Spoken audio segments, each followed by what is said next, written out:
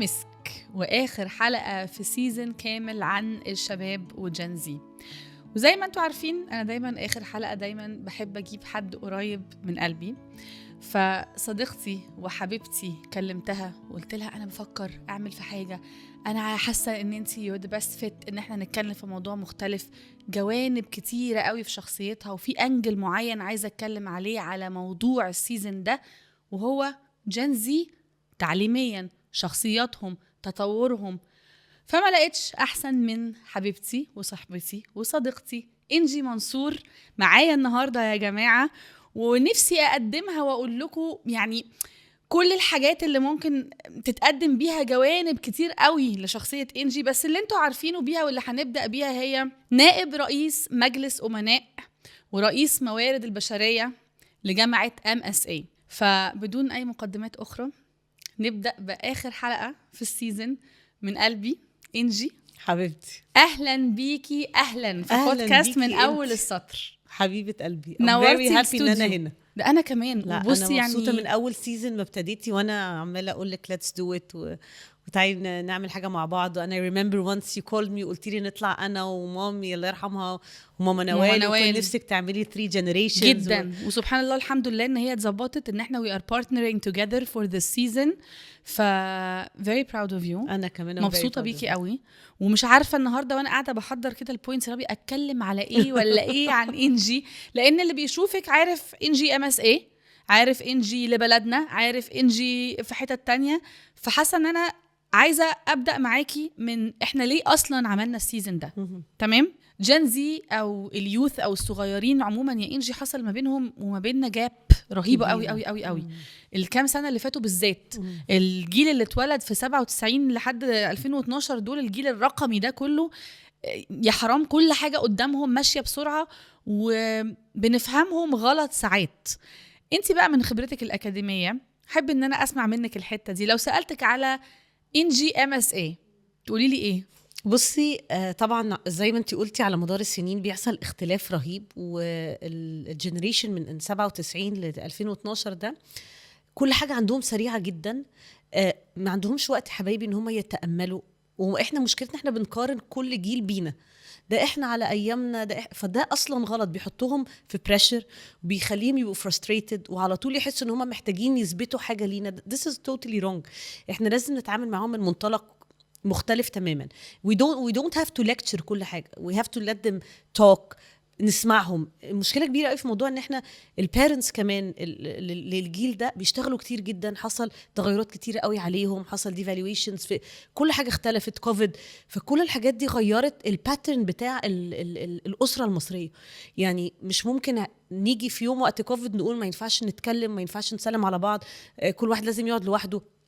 فالولاد دول الفترة دي أثرت جدا جدا عليهم socially وemotionally، وحتى في دراستهم إن هم يقعدوا في البيت مثلا السنين بتاعت آخر 3 سنين في الجامعة إن هم يبقوا بيتعلموا أونلاين، وممكن يكون مش كل الجامعات كانت جاهزة لده في مصر وبره، مش بنتكلم بس على مصر، بس بتكلم إن دوت خلاهم في جزء في شخصيتهم كبيرة للأسف ما تبانتش بطريقة مظبوطة.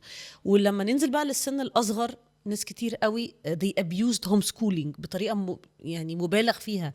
فللأسف هم محتاجين ان احنا نسمعهم، محتاجين ان احنا ما نحطهمش في فريم انتوا كلكم الجنريشن ده، لا، كل حد فيهم لازم تشوفي ايه اللي جواه نقدر ننميه، نقدر نكبره، نقدر نحسنه. وده اللي احنا بنحاول، يعني بنغير طرق التدريس في الجامعة، بنعمل blended learning، بنعمل hybrid learning، بنخلي الولاد هم اللي يطلعوا، مش بنعمل spoon fed education، مش كل حاجة لازم اقول له ولكتشر واقول له 1 2 3، go research، فكر، دور، وارجع اقول what have you learned from such a topic. فطبعا ده بياخد وقت ان احنا نغيره، هو مش بيحصل كده طبعا اكيد مش overnight، ومش overnight. وكمان انك تلاقي الهيومن ريسورس اللي يساعدك وما يبقاش resisting ان احنا نغير. برضو الستاف بقى اللي جوه الليكتشر هولز لقوا التغيير الرهيب ده. الولاد كلهم لو هم مش اتنتف في الكلاس هتلاقيهم كلهم باصين تحت بيلعبوا في الموبايلز their board. السبان اوف التركيز بتاع الولاد كان 25 دقيقة دلوقتي بقى 3 دقايق ونص. كل 3 دقايق ونص هم they are distracted. في الفترة اللي هي الكام سنة اللي فاتوا في الكام سنة اللي فاتوا حصل. وبعدين حصل كمان كتير قوي بقينا نشوف الولاد they are depressed، البير بريشر عليهم بقى مرعب. واحنا صغيرين كنا بنخلص المدرسة اخر يوم مدرسة نقول لاصحابنا باي باي ونقابلهم اول يوم في السنة الدراسية. صح. الصيف كله ما عندناش بقى ان احنا لازم نخرج في الصيف وننزل مع بعض، ولا ده سافر فين وانا لازم اروح فين. ده بريشر حتى على البيرنتس وعلى الولاد، فده مخلي شخصيتهم على طول ما عندهمش الثقة في نفسهم. ما اقدرش جنرالايز ده على الكل، بس انا بقولك ان ده الكومن، ان هم على طول حاسين محتاجين يثبتوا حاجه، محتاجين يثبتوا ان هم شاطرين، ان هم عارفين حاجه اكتر. سوشيال ميديا طبعا وكل التكنولوجي والتدخل اللي في كل حاجه غير البيهيفير باترن بتاعهم. يعني الدكتور لما كان مره حضرت سيشن لقيت البروفيسور وهو بيتكلم الستودنتس بيعملوا كده، عايزين عارفه يغيروا بيسكرول اب كده سكرولينج خلاص يعني هنخلص الراجل ده امتى. واحنا صغيرين فاكره الكاسيت لو الاغنيه مكمله هنضطر نقعد نسمع اغنيه احنا مش عايزين نسمعها. الولاد في نص الاغاني بيبقى فهم اسرع مننا بكتير، وللاسف سننا مش كل الناس بتعرف تتعامل معهم صح. لو واحنا على ايامك كنا بنعمل، واحنا صغيرين كنا، واحنا ما كناش نقدر. it's a matter of fact ان ده كله اتغير واحنا we have to adapt. و it's not about lecturing، ان النولج موجود. انا هقعد اقول له معلومات هيجيبها من الاي اي في 5 ثواني من على اي ابلكيشن، ما هو مش هيبقى هو ده اللي هو عايزه مننا. هو محتاج مننا reassurance، محتاج مننا ان احنا نشوف ايه اللي فيه نقدر نحسنه. it's about كمان لما تيجي تشوفي الولاد، احنا مش نيجي نعين مثلا في الجامعة مش بنعين على النولج، it's the ability, it's the skills. هيعرف يقف في الكلاس روم يتكلم، هيعرف يinspire others، هيعرف make a difference. مش ان انا عندي المعلومات دي موجودة، كل حاجة السلايدز بتعمل 5 ثواني. هي الفكرة في الكونتنت اللي أنا بحطه جواه مش مجهوده نفسه. صح. انتي حاسة الشيفت ده اتغير امتى؟ يعني بدأتوا تحسوا بالشيفت ده امتى؟ يعني احنا شفناه earlier شوية. يعني أنا ممكن أتكلم إن احنا من 10 سنين ابتدينا نحس ان there's something different. كنا بنشوف لما بنيجي نهاير الفريش graduates ازاي المايند سيت بتاعتهم اتغيرت، ازاي هم they're expecting things معينة. السبان اوف ان هم يستحملوا حاجة بقت بتقل جدا. ابتدينا نشوف ده مثلا ان حد ممكن يبقى متعين و eligible for a scholarship انه يسافر، بس بعد 3 شهور شايف ان هو he needs to shift his job، هيشتغل في حاجة تانية. مع ان comparing لأيامنا اللي هيتعين في الجامعة ويبقى معيد وهيكمل في الأكاديميك كارير this is something really big، ودي حاجة يعني everyone used to look up to. بعد 3 شهور لا I want to try something else, maybe when I try the market أقدر explore myself more. هما ما عندهمش self reflection، مش شايفين جواهم البوتنشال ايه. ما ينفعش يكلم حد في 3 جامعة وهو مش عارف لما يتخرج هيعمل ايه. we started بقى ان احنا نعمل training sessions للولاد، ابتدينا نعمل لهم employment fairs عشان يبتدوا يعملوا internships وان هم undergraduates كتير. ابتدينا نديهم بقى employability skills عشان هم نفسهم يكتشفوا نفسهم. مهم قوي موضوع الانترنشيبس وهم بيدرسوا من هم undergraduates this is very important. دي انت عارفه لما بنعمل interviews نسأل الولاد عملت ايه غير الدراسة، فلما الاقي ستودنت قعد 4 سنين او 5 سنين في الجامعه ما عملش حاجه غير ان هو دخل الليكتشر هو الحضر وطلع got really good grades، بس هو ما عملش صحاب، ما حضرش كلوبز، ما دخلش في initiatives، ما اشتغلش في projects. طب ازاي ده he will inspire others؟ هو كان invisible 4 سنين الجامعه بالظبط. فهو الجامعات بقى هنا دورها كبير قوي، والمدارس برضو دورها كبير قوي، ان هم لازم الولاد يعملوا different activities علشان يشوفوا هم ايه الحاجه اللي they will flourish فيها. يعني من سن صغيرين من like primary age we have to start seeing مثلا نعلم الولاد cooking، ممكن نعمل لهم robotics، ممكن مدارس في مصر كتير بقت بتعمل STEM chess clubs debate clubs، نبتدي sports activities. مش كل واحد عنده access للسبورتس المختلفة في كل النوادي حواليه. لا ومش كل الولاد عندهم الرغبة الرياضية، يعني مش لازم يبقى الحاجة اللي بتشغلهم هي الرياضة بس. theater and drama should be back بقوة في المدارس. ان الستودنت اللي مش شاطر هيعرف يثبت نفسه لو أثبت نفسه في المسرح وعرف يمثل وعرف يبقى leading، ده هتفرق قوي في بناء شخصيته، فهيبقى عنده more confidence في نفسه it will reflect in his grades. بس هو لو مش شاطر وما عندوش صحاب ومش بيشتغل في أي activity، بجد نزول المدرسة بالنسبة له هيبقى عذاب، اللي هو أنا بجد مش عايزه I can't find myself in anything. فلازم المدارس تهايلايت الحتة دي في extra curricular activities و volunteer work وحاجات زي كده تضيف ليهم. volunteering is أحلى حاجة في العالم. ايوه انا عارفه انت you're so big، احنا هنيجي انا لسه ما جيتش ناحيه. لا بس انا هقول لك بلدنا. حاجه على الفولنتيرنج بشكل عام. when you go inside شخصيتك انت ما تعرفيش how you can stretch your potential، ما تقدريش تشوفي ايه احسن حاجه انت تقدري تعمليها. لو قلت لك هتفضلي 10 ساعات واقفه هتقولي لي استحاله، لو قلت لك هتنامي 4 ساعات في 3 ايام هتقولي لي impossible. انما when you volunteer انت بقى ما بينك وبين نفسك غير الثواب والخير و helping others والimpact و leading by example وكل الكلام الحلو اللي احنا بنقوله، انت ما بينك وبين نفسك بتشوفي جزء في شخصيتك انت ما كنتيش تعرفيه.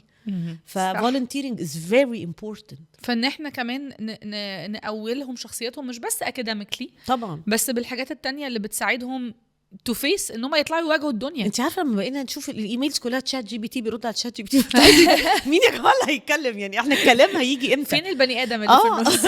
فين الانسان؟ مسج طويله يرد عليها مسج اطول وانا بقى في السي سي. يا جماعه كل ده فيك. ايوه فاتس نوت اباوت برضه بقى طول يعني على قد ما هو مفيد جدا على قد ما هو للاسف انا حاسه، قولي لي رايك بليز، انا حاسه ان هو عودهم ان الحاجه بقت سهله قوي. يعني احنا بنرجع، انا فاكره لما بنقعد نتكلم كده مع اولادنا بقعد اقول احنا عشان كنا نوصل للمعلومه دي، وانا ما بقاليش كتير على فكره يعني كنا بنروح المكتبات.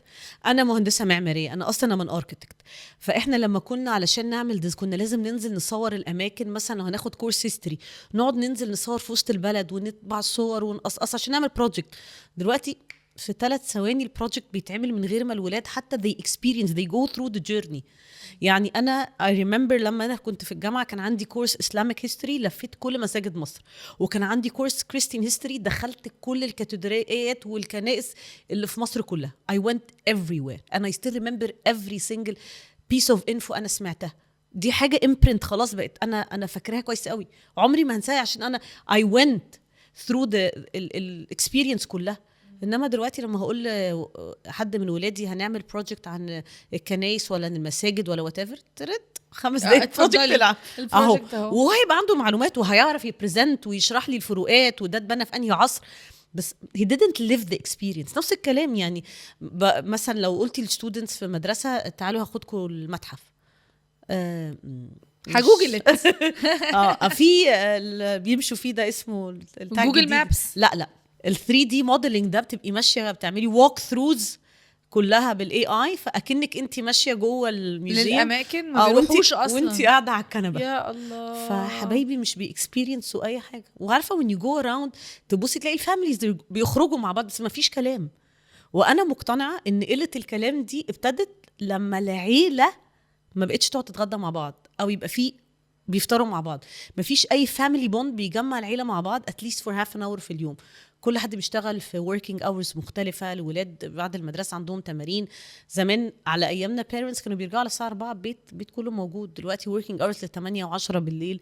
فالنسيج بتاع العيلة نفسه تفككه مخلي الكوميونيكيشن أسوأ. حتى لو الأسرة بتحاول ما تدخلش التكنولوجي، ما تخليش الموبايلز على طول موجودة، حتى بالمحاولات دي مفيش this time together. انت قلتي كلمة حلوة قوي في الأول وهو ان هم محتاجين حد يفهمهم. يعني احنا كلنا شايفين التغيرات اللي حصلت قدامهم وعليهم. السوشيال ميديا طبعا ليها مزايا كتير جدا السوشيال ميديا طبعا. بس عيوبها السرعة، الستريس، البريشر، الكلام ده كله. بس لو احنا مثلا أسألك لو هم عايزين حد يقعد معاهم ويفهمهم فعلا، ايه ممكن تكون متطلباتهم دلوقتي؟ اكيد هم بيبصوا لنا ان احنا ديناصورات. يعني احنا اكيد انتوا جايين بقى اللي هو على ايامك. يعني انا بسمع كلمه على ايامك يا مامي دي بتاثر قوي. انا لسه قريب على فكره، انا لسه في المدرسه انا لسه جايه اول امبارح اصلا. تفتكري لو اتكلمنا من خبرتك انت كده جين زي هيقولوا ايه؟ هيقولوا احنا حاسين ان احنا عايزينكم تفهموا نقط. بصي انا I did this exercise في المدرسه واشتغلت قعدت مع الهاي سكولرز وابتديت اسالهم هم عايزين ايه وعايزين يعملوا ايه. ابتديت احس ان هم حابين قوي يعرفوا more about business, more about entrepreneurship. they want to start. مش عارفين كلمه entrepreneur بس عارف ان هو عايز يعمل business عشان شايف ان هو عنده وقت وطاقه وفهلوه بتاعه المصريين. فاحنا هنعرف نعمل business واحنا undergraduates في المدرسه. فابتدينا نديهم entrepreneurial skills. ابتدينا نديهم sessions ازاي يقدروا يعملوا business plan, ازاي يعملوا product ويبيعوه.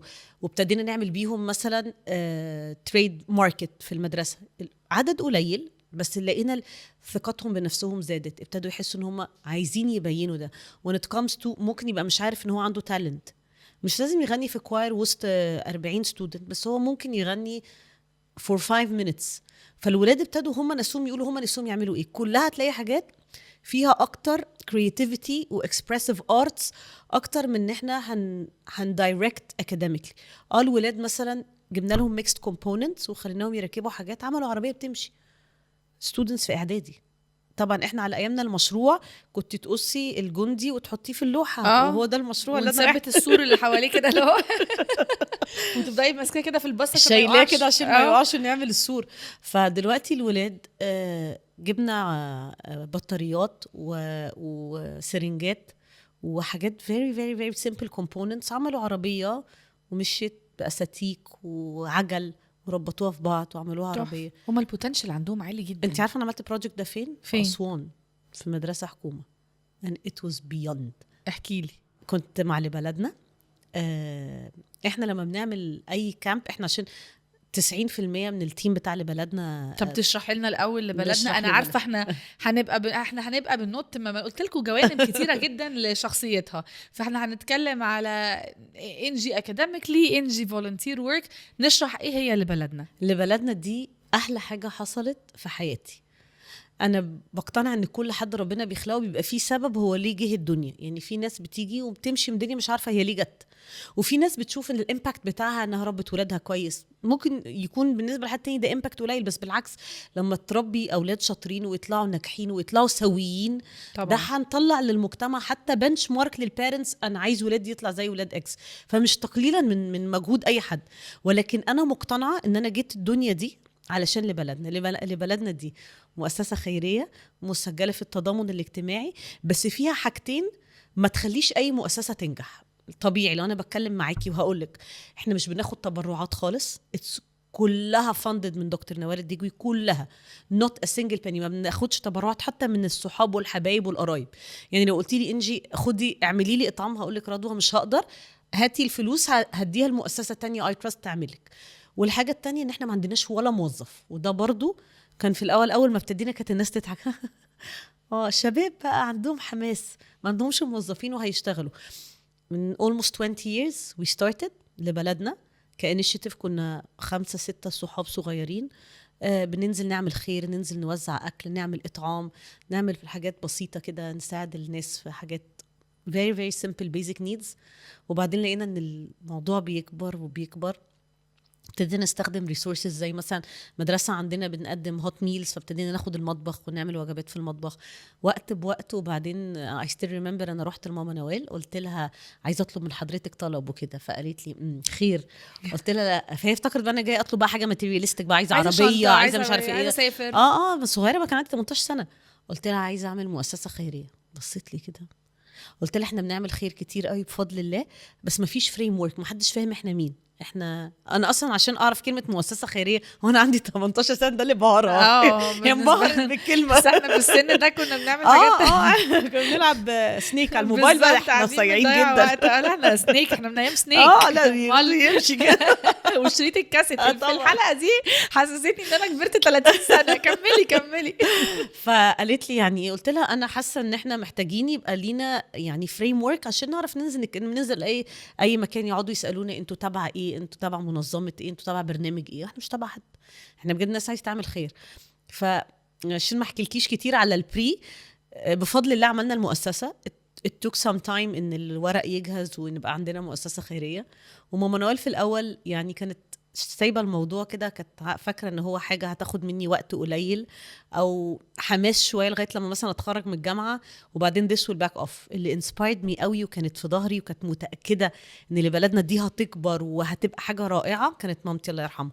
ماما believed ان لبلدنا from day one. ماما نوال supported وحطت الفاينانشال بالك وكل حاجه وساعدتنا طبعا. هي عملت كل الحاجات اللي في الورق والوزارات والهيئات والموافقات والكلام ده كله. بس يعني على اساس ان هنشوف ده هيطلع من البروجكت ايه. وبعدين ابتدينا نشتغل ونعمل بقى بروجكت. اول حاجه ابتدينا بيها كانت الاطعام. كنا بنعمل 10 وجبات، 100 وجبه، 1000 وجبه. 1000 وجبه في اليوم ده كنا وصلنا مثلا بعد 2-3 شغل بقى، فمنبهرين اخر رمضان نعمل 30,000 وجبه. فاحنا بفضل الله احنا بقينا نعمل 20,000 وجبه في اليوم. ما شاء الله. الشغل اللي بيتعمل في شهر بنعمله بجد في يوم ونص. فده بقى طبعا على وده كله فولنتيرز؟ كله فولنتيرز. والفولنتيرز اعمارهم ايه؟ عندنا من اول 5 سنين 7 سنين لا ستودنتس طبعا. في المدرسه، ولاد الستاف في الجامعه وولاد صحابنا وكده. ويعني unfortunately انا اكبر واحده. بص يا سبريك، وانا عندي 18 سنه رحت لجدتي. فانا خايفه اسالك الموضوع ده بقاله كام سنه عشان ما حدش يحسب. لا بقاله بالظبط 20 سنه. لا انجي احنا مش بيهمنا خالص، احنا تمين ال 40 خالص. احنا عدينا ال 40 وانا دايما بقعد اقول اللي يجي ال 40 ده يجي بالحضن طبعا عادي طبعا. يعني الفاكت ان احنا النهارده قاعدين انا وانتي في حلقه علشان عايزين نفهم الجيل الجديد ده يقول حاجه على جيلنا طبعا. احنا بنطور من نفسنا we want to learn more about them، ومحتاجين نبريدج الجاب ده. bridging the gap ما بين الجيلين. دلوقتي احنا عندنا جيل صغير عايز حد يفهمه، وطول عمرنا بنبص ان الاجيال الصغيره دي عايزين حد يفهمهم. ده مختلف شويه عشان ماشي بسرعه قوي وعنده ضغوطات كتيره قوي وشاف حاجات احنا وحصل تشينجز احنا اول مره كنا نشوفها معاهم. صح، احنا ما شفناش اللي هم شافوه، فما عندناش ريفرنس، ما عندناش حد نرجع نساله ولا كتالوج. انا دايما اقول ما حدش اداني كتالوج، قال لنا فين إيه؟ اعمل ايه؟ وفي بقى الجيل الكبير اللي هو نفسه يقول لهم عايزه اديكوا خبرتي، عايزه اديكوا علمي، عايزه اديكوا ازاي البريدجنج ذا جاب، ازاي نعمل كوبري كده ما بينهم هما الاثنين. عملتي الكوبري ده ازاي في الجامعه؟ عملنا الكوبري ده through different things. اول حاجه عملناها هو ان احنا في كورسز كتيره قوي غيرنا طريقه تدريسها. في الكونتنت مثلا ان احنا عملنا كورس artificial intelligence لكل الكليات. كان عندنا على ايامنا انا وانتي كان في حاجه اسمها introduction to computer، يدونا بقى البيزكس ده. كان اسمه دوس، كان اسمه لا ايه؟ خلاص بس لا دوس ده احنا جينا كان خلص كان وقت مامي ده. ايوه بس introduction to computer ده كان اللي هو فانا ما اقدرش دلوقتي اقول لستودنت اصلا هو اتولد كان الايباد اوريدي موجود، اقول له تعالى انا هقول لك ازاي تفتح اكسل وورد. احنا من ايام فلوبي ديسك احنا كنا بنجيب السي دي بقى دوت. احنا كنا لا احنا السي دي ده احنا لحقناه. كنا احنا بدأنا بالفلوبي ديسك. كان تحط فيه فايل واحد. هو الكورس ده ماما نوال من 7-8 سنين كده قالت لك يا جماعه الكورس ده اوبسوليت، لازم نغير على مستوى مصر كلها مش بس عندنا كجامعه، والكونتنت بتاع الكورس ده يتغير يواكب اللي الستودنتس محتاجاه. ووقتها كنا احنا اول جامعه نانتروديوس ارتفيشال انتليجنس في كل الكليات. هكلمك بمنتهى الامانه، لما ماما نوال قالت كده انا قلت طب في فاكولتيز مع احترامي لكل الكليات هعمل ايه في الارتفيشال انتليجنس في اللانجويجز؟ لانجويج ده ليتريتشر وهيستوري وشكسبير، هقول له ايه في الاي اي؟ يعني ما كنتش عارفه الدايمنشن وقتها ممكن يروح فين. لقيت ان الموضوع واصل ان النوفلز اللي ما كملتش الاي اي بيكملها، البينتينجز اللي ما اترسمتش ما كملتش، الارتستس ماتوا مثلا الاي اي كملها. فبيكاسو كان بيرسم وبعدين يحط يدهنها اسود ويرجع يرسمها تاني.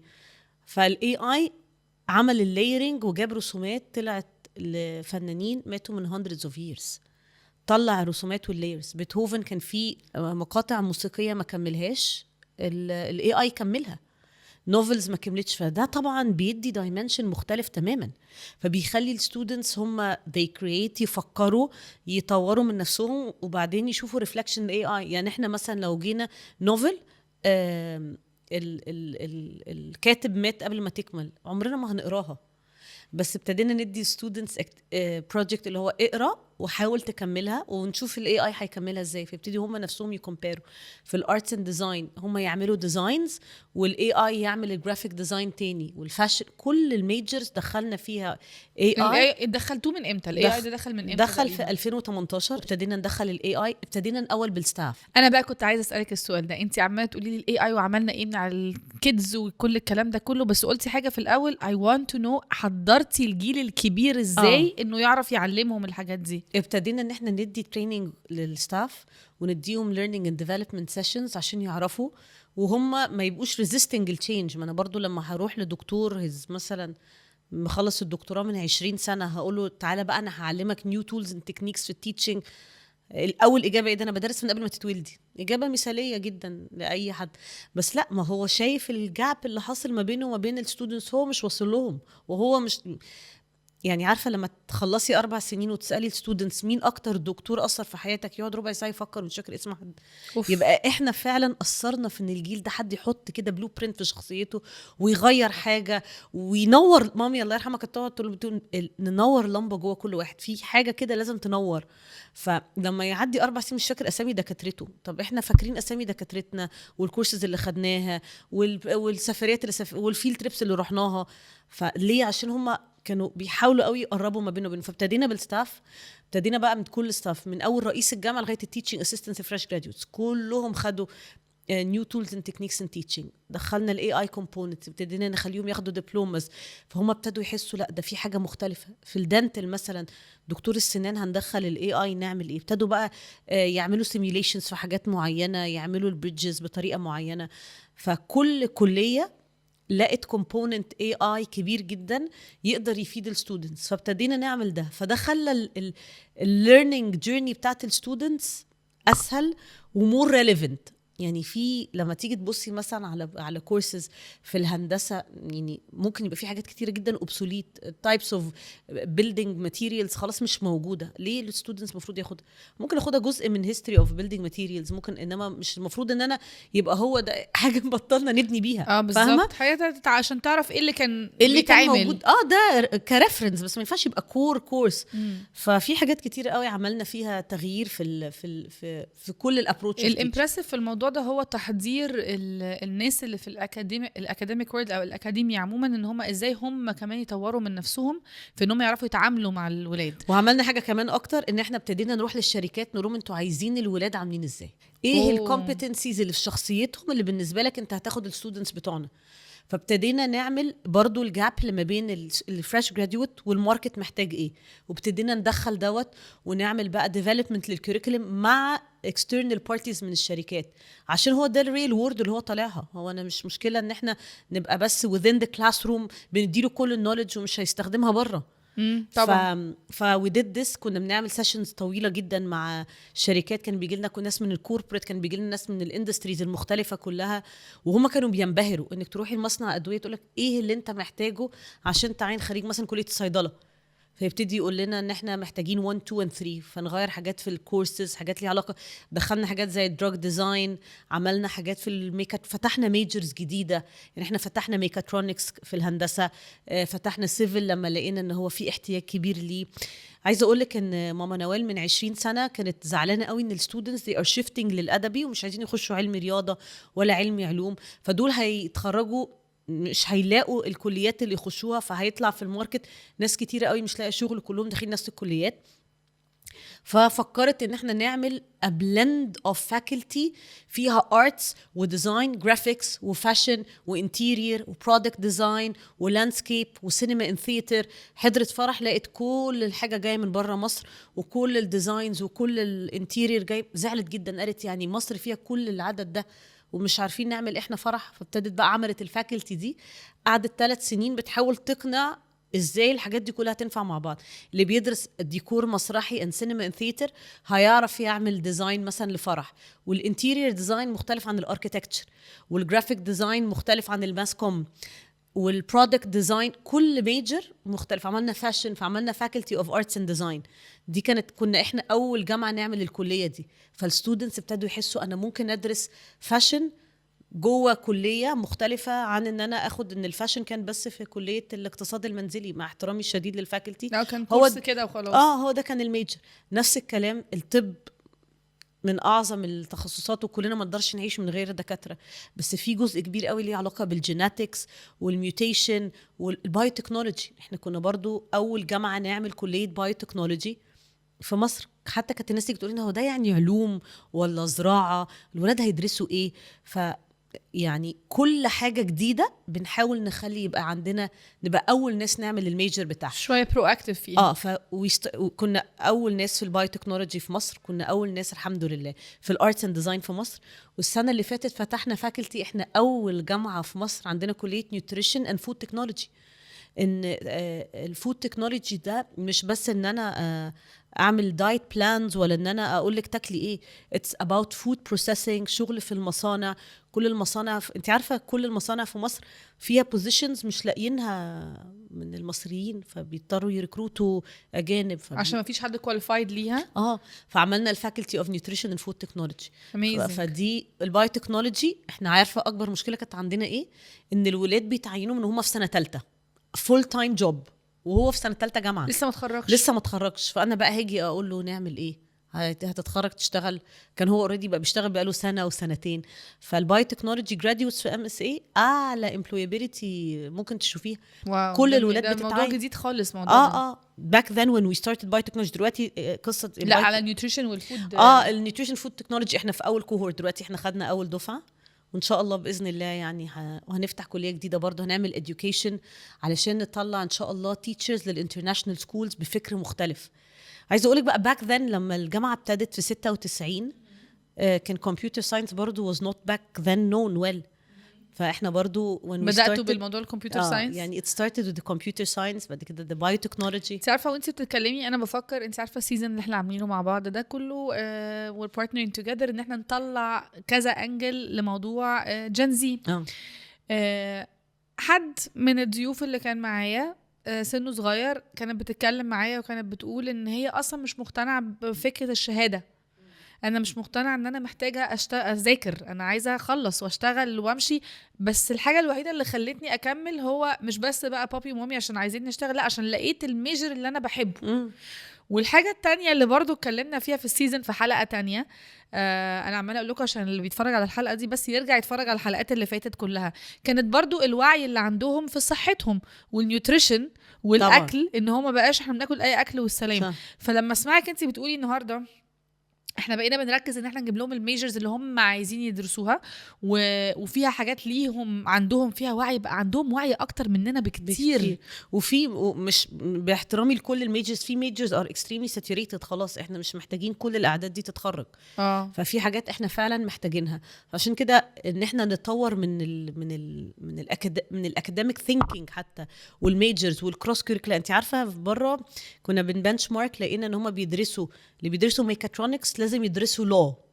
قعدنا نفكر ليه؟ علشان لما تروحي تشتغلي في مصنع والمصانع دي بتعمل بقى عقود بمليونز علشان يجيبوا ماشينري معين وايكويبمنت معين، لازم يكون المهندس دارس الليجل بارت عشان يعرف ينيغوشيت التكنيكال ديل بتاع عمرنا ما في حاجه زي كده ولا عمرنا فكرنا ان احنا ندخل مجالين في بعض. احنا ابتدينا ده ان احنا نعمل ماينرز، ان الستودنت وهو اندر جراديويت يقدر ياخد ماينر مع الميجر بتاعه. انا عملت كده، يعني انا كنت اصلا هندسه اركيتكتشر وعملت ماينر انترناشونال ماركتنج وبزنس. ده طبيعي ان الستودنتس تدرس حاجتين. في حاجات ممكن ما يبقوش عايزين يعملوها ان 4 year بروجرام يقدروا يعملوها في ماينر بيسايدز دراسته. زي الناس اللي بتخلص بتعمل ماسترز في حاجه تانية خالص. بالظبط. تلاقي مثلا خريج مانجمنت رايح يعمل ماستر سايكولوجي، اصلا انا حاسه ان انا I can add value in this. يعني ان احنا نسينك الاثنين مع بعض طبعا ده بيأد فاليو. والكليه الجديده اللي بتقولي ان انت عاملينها ان شاء الله علشان تدريب معلمين او مدرسين. احنا على طول ماما نوال طول عمرها ليها جمله كده رائعه تقول لك شغلي طريقي الى الله. ده احنا اتربينا على الجمله دي من وانا صغيره.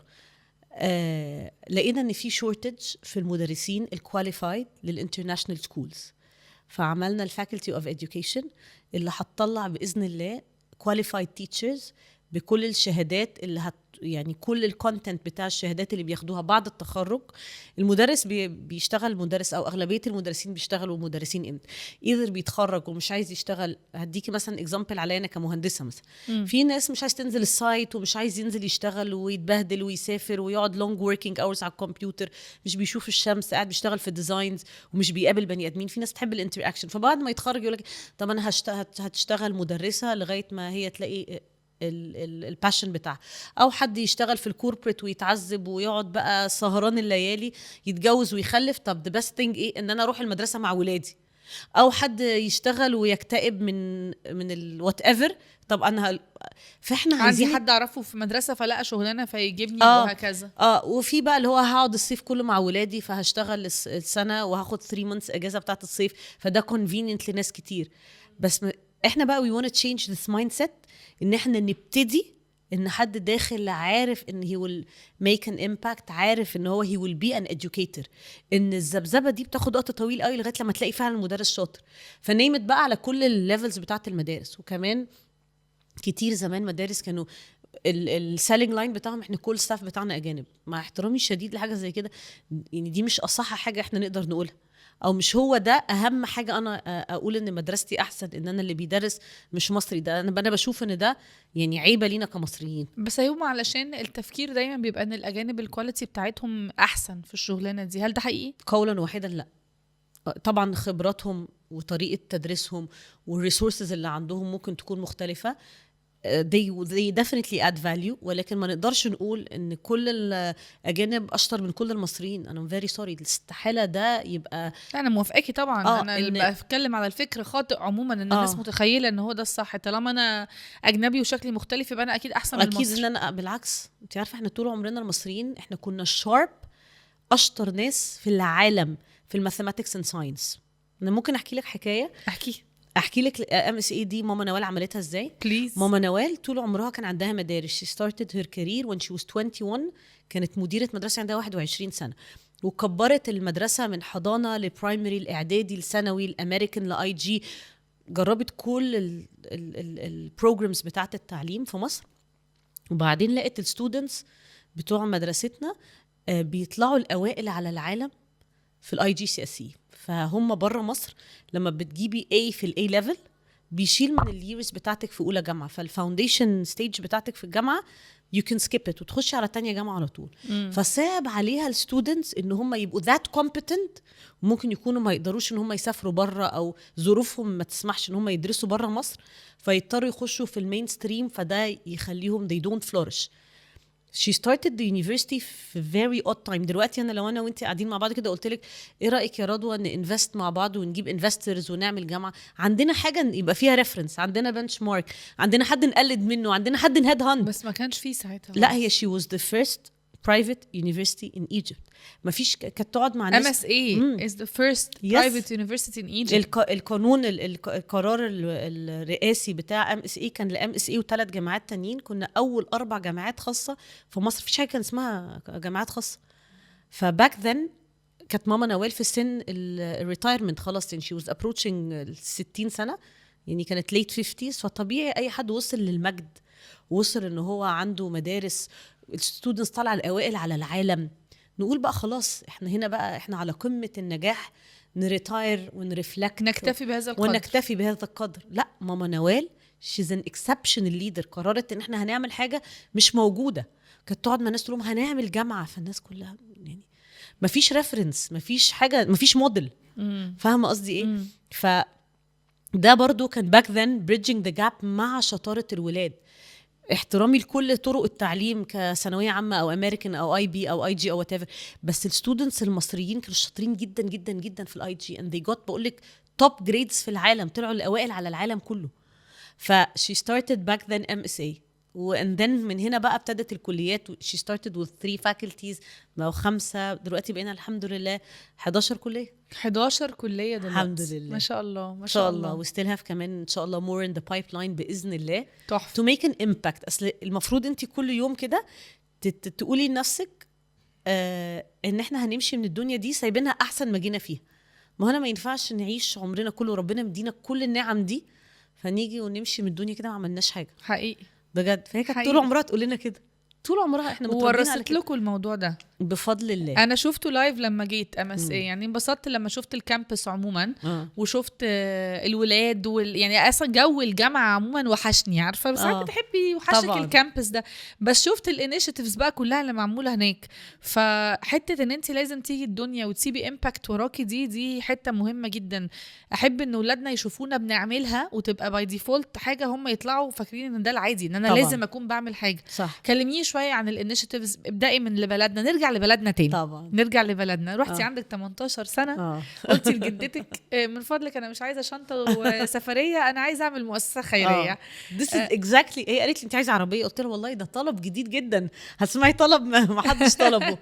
فعملنا المؤسسه واتوك تايم. هي اصلا بقول لك ما كنتش مقتنعه في الاول، بس قالت يعني حماس سالت لي one rule: انجي مش عايزه جنيه يتصرف في اي حاجه فيها ويست. يعني الموضوع امبرسيف قوي برضو ان انتوا ما بتاخدوش دونيشنز من اي حد. هقول لك، هي قالت لي ان احنا لازم نخلي الستودنتس يدوا من وقتهم ومجهودهم وفكرهم والكرياتيفيتي بتاعتهم، عشان ما نطلعش جيل اما يطلع اكس اماونت اوف ماني يبقى هو كده حاسس انه فاد المجتمع او عمل حاجه او ساعد حد. اتس نوت اباوت يعني فاينانشال ترانزاكشن، انا حولت انا كده عملت خير. نو ده واجب، ده جزء كده احنا ربنا وعايزاك تشوف فلوسك بتروح فين، حس بالحاجات دي. لا تشوف بقى انت مجهودك ممكن تعمل ايه. يعني مثلا تنزلي اي دار ايتام you can get them everything and toys ولعب واكل. طب اقعدي بقى اتكلمي معاهم. this is what we do this impact. تقعدي مع الولاد تحسي ما حدش بيتكلم معاهم، الناس بتخش تاكل معاهم وتتصور وتجيب لهم شويه بسكتس اند شوكولاتس ولبس وتمشي. اللقطه دي بس هم محتاجين حد يتكلم معاهم.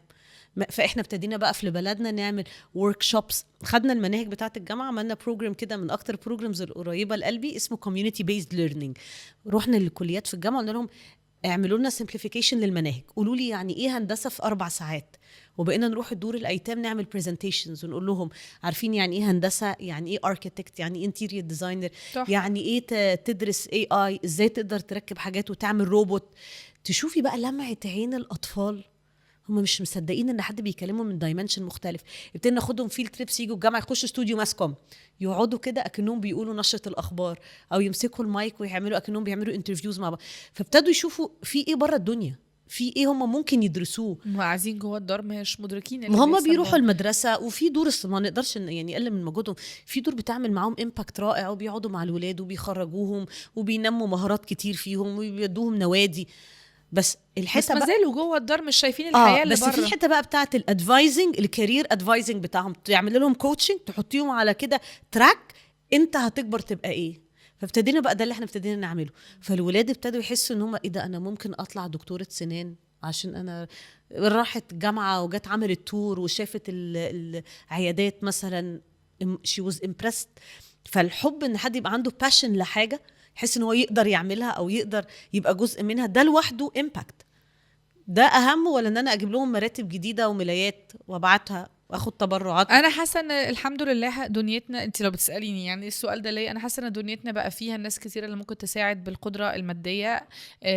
فسهل قوي زي ما انت قلتي كده. وبرده في الديجيتال وورلد دي الولاد بقت سهله قوي ان ابعت كذا، ابعت مش عارفه كام للرقم الفلاني فانت كده خلاص اتبرعت، غير فيرسز ان انت تروحي بنفسك وتبقي مؤثره. يعني دايما اقول الانفلونسرز او البني ادمين اللي عندهم امباكت دول مش بس الناس اللي عندهم فولورز كتير قوي، صح. هي الناس اللي فعلا بتعمل تاثير، صح. في حياه ان شاء الله شخص واحد طبعا. بس من كلام على التاثير لبلدنا، في حاجه بتحصل جوه الجامعه في MSA انا تاثرت بيها شخصيا جدا، وهو المشغل. كلميني عن المشغل علشان انا المشغل ده بالنسبه لي يعني كان لايت بالب مومنت كده، لحظه خطيره. المسجد لما عملناه احنا كناش عايزين نعمله بس مكان للصلاه، كنا عايزين يكون كومبلكس خيري في كل الحاجات الخيريه والتنمويه اللي نقدر نساعد بيها الناس. فعملنا فيها اول حاجه عارفه قبل ما المسجد يخلص عملنا مطبخ الاطعام. مطبخ الإطعام was the first thing في المسجد بعد كوفيد في 2020. أنا نسيت أتكلم على مطبخ الإطعام مبدئيا أساسا، اللي هو إحنا دخلنا لقينا فيه ناس عمالة تزق الواجنز كلها وفيها الأكل بتاع بكرة والأكل بتاع النهاردة. هي الفكرة إن الناس أنا ما حسيتش إن دي it's a job، يعني هم excited النهاردة إحنا طبخين مسقعة وبكرة طبخين لحمة وبكرة مش عارفة إيه. إيه الإطعام اللي حصل؟ دي كانت أول حاجة اشتغلت جوه الجامعة. أول حاجة اشتغلت جوه الجامعة إن إحنا عملنا مطبخ الإطعام في 2021. فتحنا بعد كوفيد في الكورونا. كان لغاية قبل رمضان ب5 أيام بيقولوا لي مش هنشتغل، مش هنعمل إطعام. وأنا ما بقولش غير يا رب أنا مش هقدر، مش هقدر. يعني أنا عديت في ثورة وسواين فلو ومشاكل وحظر. كان عندنا بقى في مصر، انت في أمريكا بقى حظر بنروح أول ما نصحى. كان عندنا حاجات كان صعبة قوي إن احنا ننزل الأماكن ونوزع وكده. ففي كوفيد كان عندي تشالنج كبير قوي قوي قوي ان انا اعمل اطعام. انا بشتغل في مطبخ صغير في المدرسه، كل التيم بيبقى كلنا قاعدين مع بعض، عدد كبير قوي في مكان صغير مقفول. وبجد والله العظيم يا رضوى، والله انا كنت هموت لما كنتش عملت اطعام 2020. انا افتكرت كنت هتقولي جالي كورونا يعني بعد الشهر. لا جالي كوفيد طبعا زي كلنا ما جينا. أيوه. بس انا وقتها كنت حاسه ان انا بس ربنا، بصي بقى ربنا الحمد لله يشاء العلي القدير. قبل رمضان ب10 ايام او 15 يوم الجامعات يجي لنا قرار كل الجامعات تقفل. ادوا الولاد اونلاين، مفيش جامعه تشتغل، كل اكاديميك انستتيوشنز هتقعد في البيت، مدارس وجامعات. فخدنا كل الاوت دور اريا بتاعت الجامعه، الفود كورت الكبيره اللي بتكفي الاف من الطلبه، عملناها مطبخ خارجي، وابتدينا نطبخ في الاوت دور، وعاملين بقى السبيسز والاماكن ما بيننا وبين يعني بعض، كل اللي عايزه اقوله كلنا لابسين ماسكس ونضارات، محدش عارف مين اللي واقف جنبه. وبعدين هنوزع ازاي؟ طب لا ما ينفعش ننزل نوزع، انت يا انجي هتشيلي مسؤوليه اي حد ينزل يجيله كوفيد يرجع يعدي باباه ومامته العيله كل. قعدت برضو اقول له يا رب. فيجي لي مكالمه في اول رمضان، حد يقول لي ان في مستشفيات فيها تمريض ودكاتره ما بيروحوش غير كل اسبوعين، ومحتاجين اكل on regular basis كل يوم. فالاكل يطلع من عندنا من الجامعه للمستشفيات تاكل الناس اللي بتساعد الناس انها تتعالج من غير ما يبقى في اي هيومن انتراكشن. فبقى بتجيلنا ناس من وزاره الصحه يتاكدوا ان الاكل مظبوط وفي كل البروتين اللي الناس محتاجاه. وابتدينا نغير الكومبوننتس، نحط حاجات كلها اللي هم محتاجينها وهم عايزينها. بنأكل تقريبا 8 مستشفيات بفضل الله رمضان كله ما شاء الله. واطعام 2020 عدى ومحدش جاله كوفيد خالص الحمد لله. 21 اول حاجه عملناها مبنى المسجد كان خلص، بس كنا بنظبط فيه حاجات وبنغير حاجات في الانتيريور. ان انا جات لنا بقى الافكار along the way، اللي هو يلا نعمل الويلنس سنتر، يلا نعمل تريننج سنتر، يلا نعمل مشغل، يلا نعمل العيادات نخليها دورين، نكبر مكان الصلاه. كل ده بقى كان. فاول حاجه قلت لازم مطبخ الإطعام يخلص، وخلص بفضل الله والله العظيم في 14 يوم. ربنا نزل ملائكة من السماء يساعدونا مطبخ الإطعام ده يخلص. وانا بشتري الايكويبمنت بقى والحاجات والافران وكده.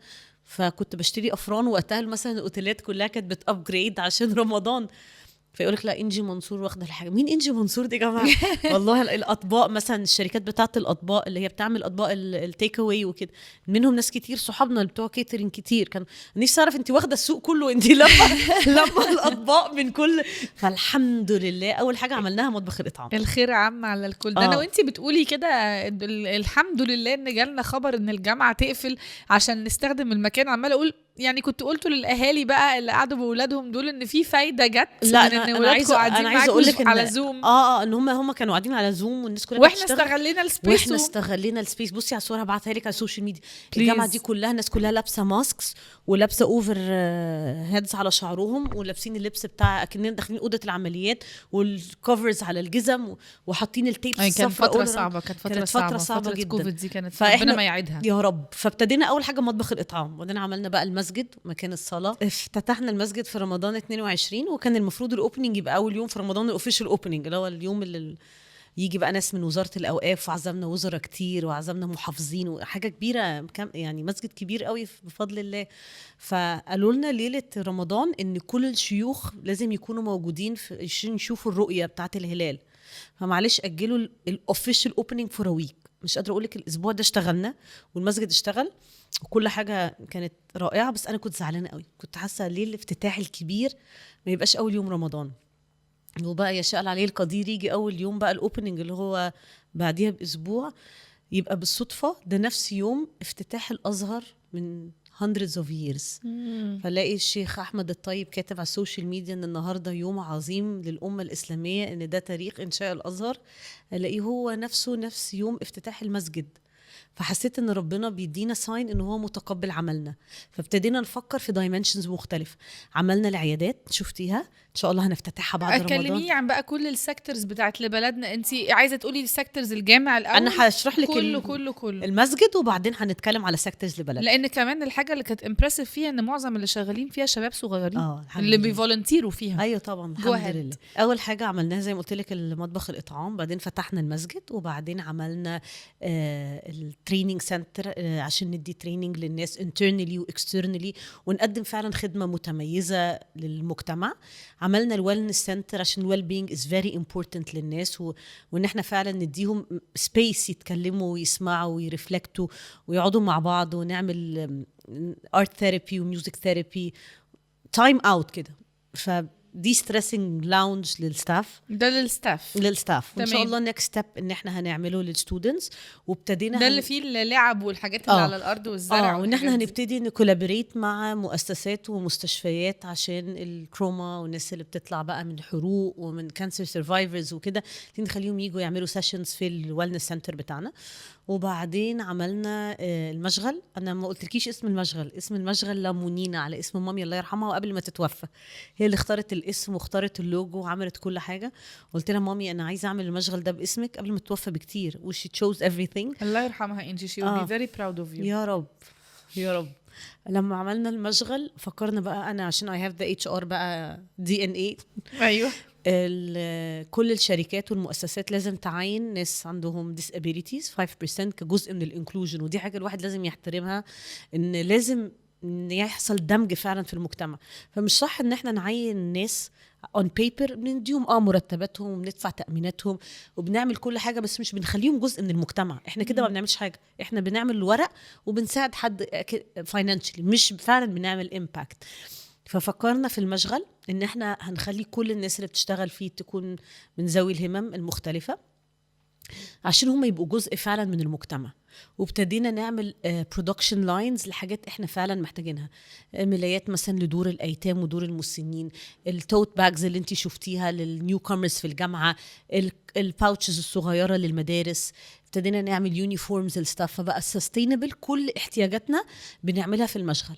مش قادرة اقولك ده اثر ازاي في التيم اللي بيشتغل في المشغل، ان هم حسوا فعلا ان هم they have an impact, they make a difference, they are productive, they are accepted. لا part of the community. ايوه they are انا ده اللي حسيت بيه لما دخلت الانرجي ما بينهم، ان هم عيله مع بعض واحنا جزء من سوسايتي. ما هو دي فكره، هو ده هدف القانون ده. هدف القانون ده فعلا ان يحصل دمج في المجتمع، مش ان انا اعمل ورق عشان لما تجيلي لجنه يقولوا لي انت اقول لهم هم. فاهمه قصدي ايه؟ فالحمد لله انا برضو حاسه ان ده يعني فضل كبير قوي من ربنا، جات لنا الفكره ان احنا نعملها كده. احنا عندنا مشاغل كتير في اماكن مختلفه، احنا بنعمل الكيك اوف بتاعها، يعني بنأجر المكان وبنوضبه وبنشتري المكان وبنحطه وبندفع للمتدربين ان وي ليف ات، هو يشتغل لوحده، احنا بنمشي مش بنكمل في الاوبريشنز بتاعته. بس احنا هنعمل ده جوه المسجد جوه الجامعه، فده الحمد احنا ده اللي هو اللي بلدنا. اوكي. وبعدين العيادات ده، وعملنا مدرسه تحفيظ قرآن، وعملنا مقر صغير لبلدنا فور ميتينجز اوف التيم بتاعنا بقى، ان احنا كلنا متطوعين. فده كده ان ناتشل المسجد. وعندنا طبعا القاعات اللي انت شفتيها بتاعت الافراح القاعات دي كانت خطيره برضو. القاعات دي كلها بقى اي حد بيجي يتجوز يجي لي الورق اقول لهم يلا اعملوه ببلاش. ده مش حاجه اصلا، بس برضو يعني عارفه بصي بعد الحلقه دي هتلاقي مصر كلها واقفه طابور جايه تقدم على افراحها عندك. دي حاجه حلوه قوي بجد، حاجه حلوه قوي انك انت تكوني جزء من ان حد يتبسط، او جزء انك تشيلي عبء فاينانشال بسيط اللي هو ايجار القاعه علشان حد يتجوز. الموضوع بقى مكلف قوي كمان دلوقتي، وهتاخدي ثواب ان عيله فرحت وتشال من عليها بيردن، حتى لو هما مقتدرين. بس ان حد يبقى يعني في وسط كل الظروف دي تقدري تساعدي بساعه في قاعه، يعني مش حاجه، مش موضوع. بالعكس، اللي يقدر يعمل حاجه يعملها. طبعا اللي يقدر يعمل حاجه يعملها، وخلي الناس تبقى اسعد. يعني being right or being kind، لا خلينا kind 100%. يعني انا دلوقتي لا لازم نمشي بقى بالرولز، والساعه تبقى ساعه بالظبط، وحضرتك هتدفع كذا. لا يعني طبعا يعني لازم ده يبقى موجود for sustainability، وان البروجكت يكمل. بس when you have the ability انك تقولي لا خلاص it's okay then it's okay. في بقى بنك تاني فوق في السماء بيسجل بقى حسناتنا وبيزود الويت بتاعنا. يعني فاهمه دي حاجه مهمه جدا. السيكتورز كلها اللي انت قلتيها من ضمنها بروجكت انا بقى بشوفه على السوشيال ميديا ونفسي اجي معاكم يوم، بس دايما بتحصل ان انا مش موجوده هنا، وكله صغيرين، كلهم صغيرين اللي بيطلعوا معاكي الفولنتيرز بتاعه اي بليف. بتطلعي ناحيه الصعيد اللي هو بتبنوا الاسقف. كلميني بقى عن دي. بص انا هحكي لك، احنا عندنا سيكتورز مختلفه في بلدنا. عندنا السيكتور اللي اول حاجه اللي هو الاطعام اللي هو ده تشاريتي، اي حاجه ليها علاقه بالبيزك نيد. ده اللي مطعمه جوه الجامع شفناه، ده المطعم بس ده التشاريتي، مطبخه. التشاريتي ده از ان امبريلا. تحتيه ايه؟ تحتيه مثلا لبس المدارس، التريننج سوتس، البلانكتس، البطاطين في الشتاء، جواز العرايس، احنا نديهم الاجهزه اللي هم الثلاجه والغساله والبوتاجاز والحاجات اللي هم محتاجين. ده تشاريتي اللي هو basic need لحد معين. ماشي. we have health بقى is one of our very important sectors.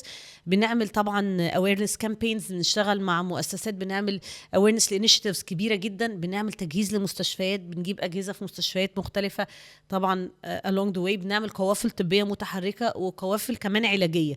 مش ان انا اروح للمريض اقول له على فكرة انت عندك بقى ضغط وسكر وباي باي، لا، هيك انت عندك ضغط وسكر وادي الدواء ولازم تعمل كذا واللايف ستايل بتاعك لازم يتغير وانا هجيلك كمان 6 شهور اتاكد ان انت يددس. ابتدينا القوافل العلاجيه بالعينين. كنا بنعمل اول حاجه ان احنا بنكشف على قاع العين، واشتغلنا مع هيئات ومستشفيات كتيره جدا، وبنعمل العمليات المية البيضاء، المية الزرقاء، نظارات، في قطرات عشان البولوشن. ففي حاجات بسيطة انك تخلي تبقي سبب ان ربنا يشفي حد ويخليه يرجع يشوف احسن. هو كل مرة هيقرأ كلمة او مش هيقع علشان هو شايف كويس، او هيقرأ في القرآن، او هيعلم ولاده، او هيذكر له انت واخدة الثواب وانت قاعدة في البيت. this is how we started our health، في ان احنا بنعمل القوافل دي. ما شاء الله. وبعدين عندنا الشلتر اللي انت بتقولي عليه بقى بتاع تسقيف البيوت ده. ان احنا انا اللي شفته ان هم بيبقوا مجموعه ولاد كتير شايلين حاجات ونازلين وطالعين وقطوره واتوبيسات اشرح. انا بقيت حاسه اللي هو خدوني معاكم وانا بتفرج على الفيديوز دي اللي هو انا مش عارفه انتوا بتعملوا ايه، بس انا متحمسه. بصي، ابتدى البروجكت ده ازاي؟ ان احنا لقينا 90% من المتطوعين طلبه، واحنا عندنا الصيف كله فاضي واجازه نص سنه كلها فاضيه، فقلنا let's have time في الكالندر ان احنا هنطلع كامب 4 أيام comprehensive development في منطقة. فبيبقى في تيم ريسيرش تيم ده برضو متطوعين من اللي بلدنا، بينزل يشوف احتياجات قرى مختلفة لغاية لما نقول هي دي القرية اللي هنشتغل فيها. فاكوردنجلي خلاص اخترنا القرية، بنبتدي نشوف كل الاحتياجات. البيوت اللي محتاجة سقف، على فكرة ان انا اقول لك عملنا سقف بيت ممكن تشوفيها ان هي it's a couple of very hectic hours، بس it's not this. it's ان الاسقف دي بتتعمل بجريد النخل، فبيبقى فيه فوق تعابين وفيران، وتقع النخلة على الناس وهي نايمة، وممكن المطرة أو الهواء توقع الحاجة وناس بجد ممكن تموت، أو يفضلوا من غير سقف على طول، فيفضلوا الأطفال عيانين والكبار بردانين. كارثة، كارثة فعلا، كارثة مش متخيلها أصلا. عارفة أكتر حاجة عقاب أنا بشوفه الناس اللي بتأتلف النعم، اللي هو واخد ان عادي انا عندي سقف بيت وعقين. انك انت كل نعمة ما تشوفيش تحمديش ربنا عليها، دي حاجة وحشة جدا. دي بجد دي من أسوأ الحاجات. لازم كل حاجة نعمله نقول الحمد لله. كل حاجة ائتلاف النعم ده ابتلاء ربنا ما يكتبه على حد، ان كل حاجة عادي. ايه يعني دي حاجة وحشة قوي. فلما نشوف بقى الاكستريمز، بتشوفي بقى الشباب بقى الجنزي بقى ده بيفوق كده اللي هو يا نهار ابيض، فعلا في ناس عايشة كده وراضية ومبسوطة ومتقبلة حياتها ومش بتشتكي، ومتأكدة ان ربنا هيكرمها بشكل ما. ممكن ما يبقاش بالسقف، بس بولاد شاطرة، بولاد حافظة قرآن، بولاد ناجحة، بصحة كده، بولاد كتير. يعني النعم بتيجي بطرق مختلفة. تخش بيت ممكن ما تلاقيش اصلا، ما تبقيش عارفة فين السرير، او ما فيش مكان، ناس نايمة على الارض بيحطوا كرتون فوق كرتون ويحطوا عليها بطانية يعملوا المرتبة اللي احنا يعني مرتبة. فاهمة قصدي ايه؟